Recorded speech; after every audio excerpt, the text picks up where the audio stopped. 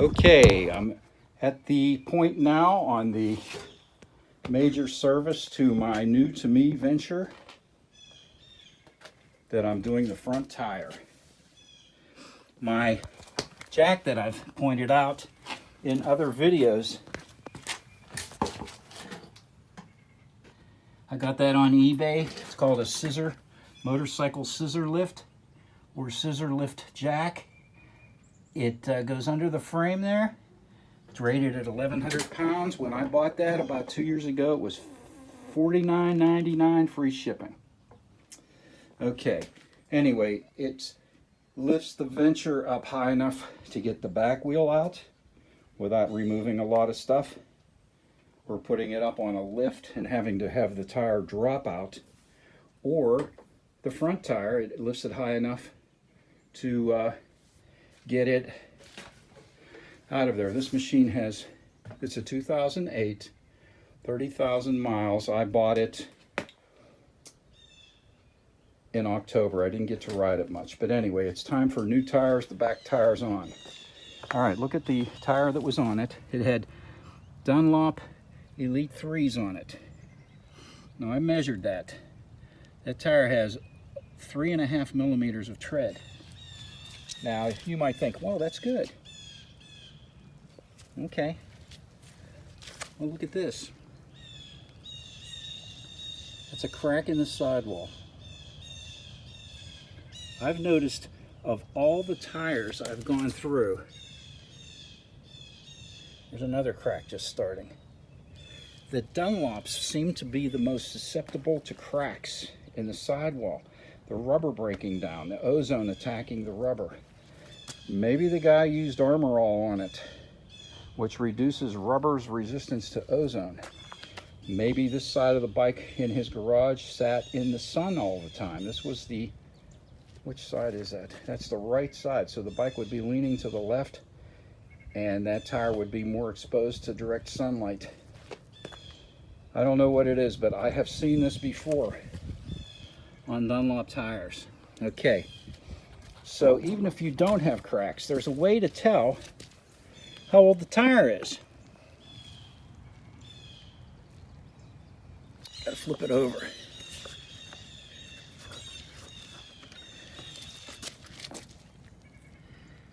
Okay, where is it? There it is. There is the DOT number. All right? DOT stands for Department of Transportation. Tires for street use in the United States have to have a Department of Transportation number. I don't know if that's for a date to recall, but this tire was made in the 19th week of 2011. Today is March 30th, 2022. That tire is 11 years old. That bike did not have a lot of miles on it when I bought it, 30,000. All right, my new tires. I'm going with Kendas.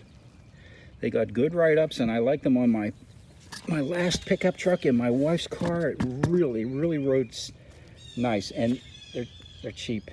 Okay, I just bought these tires. The DOT number of this tire is 11 of 20. So this tire was made in the 11th week of 2020. All right, so we got that straight. These Kenda tires are made for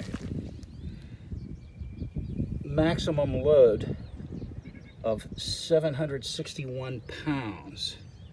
Okay, that's just on the front. When you have the bike on two wheels, if that bike weighs 950 pounds, which it doesn't, say 900 pounds, okay? That's 450 pounds on each wheel when there's no one on the machine. So that they make these tires, I just found out about them over the winter. They make them for heavyweight cruisers. They call them their V-twin tire. I guess that's for Harley Davidson's full dressers. But anyway, I just thought I would point that out. Now, while you have the wheel off, make sure you mark which side is which, left or right. Okay, now this tire here is directional. Tires are directional because they have to resist unwrapping the plies, I think. I'm guessing here. But the tire is meant to withstand braking forces on the front, because that's the torque that the tire will endure while braking heavily. The rear tire, on the other hand, has to resist torque from accelerating. So that's why tires are directional. There are tires that are multi-directional, like the old Dunlop K81s that were really popular in the 70s and 80s. Those tires do have an arrow on them for drive, okay? That tire can actually be mounted on the front of a motorcycle if you turn it around and have the arrow facing the other way. That was told to me by the distributor. That tire is only to indicate which direction the tire must be mounted for rear tire use. So anyway, but tires treads today are designed to work. Like the front tire is designed to work differently under braking, probably in the rain, and the rear tire is the same. Has, you know, it's designed, the tread is designed to work in a certain way. Okay, so when you have the wheel off, there are two spacers that go into these. I have my finger on this seal right here. I'm going to clean them out and repack them with grease. There's a seal there. I think they call them a dust seal. But inside there, you want to check your wheel bearings. Make sure they roll nice and easy on both sides. And you want to clean this seal out. There's the grease from the seal. On both sides, you want to check the wheel bearings for play. Make sure they roll nice and smooth. And you want to use the proper grease. Grease is not grease. You have lithium grease, white grease. That is a high pressure grease that you would use on your steering head bearings. Okay, that's a low speed, high pressure grease.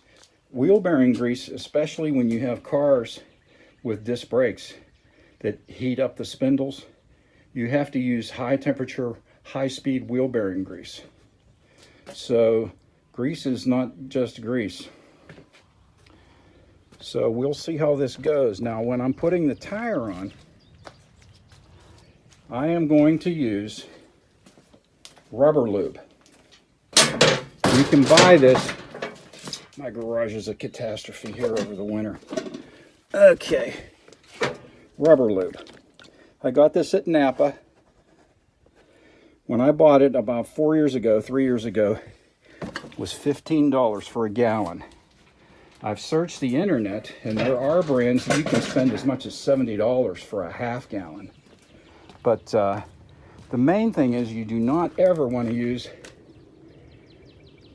some type of a dishwashing liquid or detergent or some kind of soap that has lye in it. Lye is the ingredient in soap that makes it feel very slimy and greasy. Okay? The only problem with lye is it will corrode your wheels. It is the kryptonite for wheels, for aluminum. People that washed their General Motors and Toyota cars through the 70s, 80s, and 90s with dishwashing liquid that has lye in it, those wheels turned black and corroded. Garages that used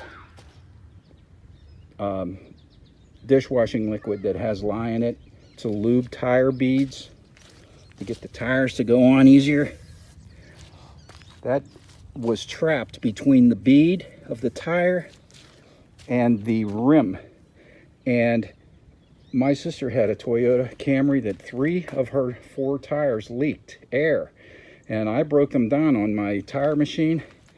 I was going to put this black rim sealant on there. When I broke them down, all of the beads on those tires were corroded, crusty, flaky, from somebody obviously used dishwashing liquid instead of rubber lube to install those tires.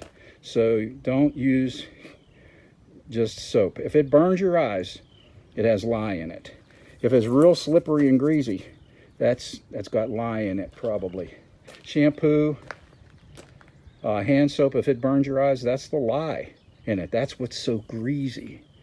But it's a great lubricant, but it just is the enemy of aluminum.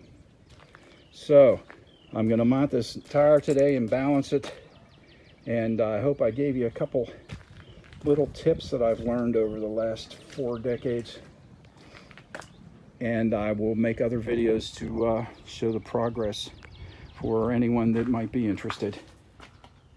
See you there.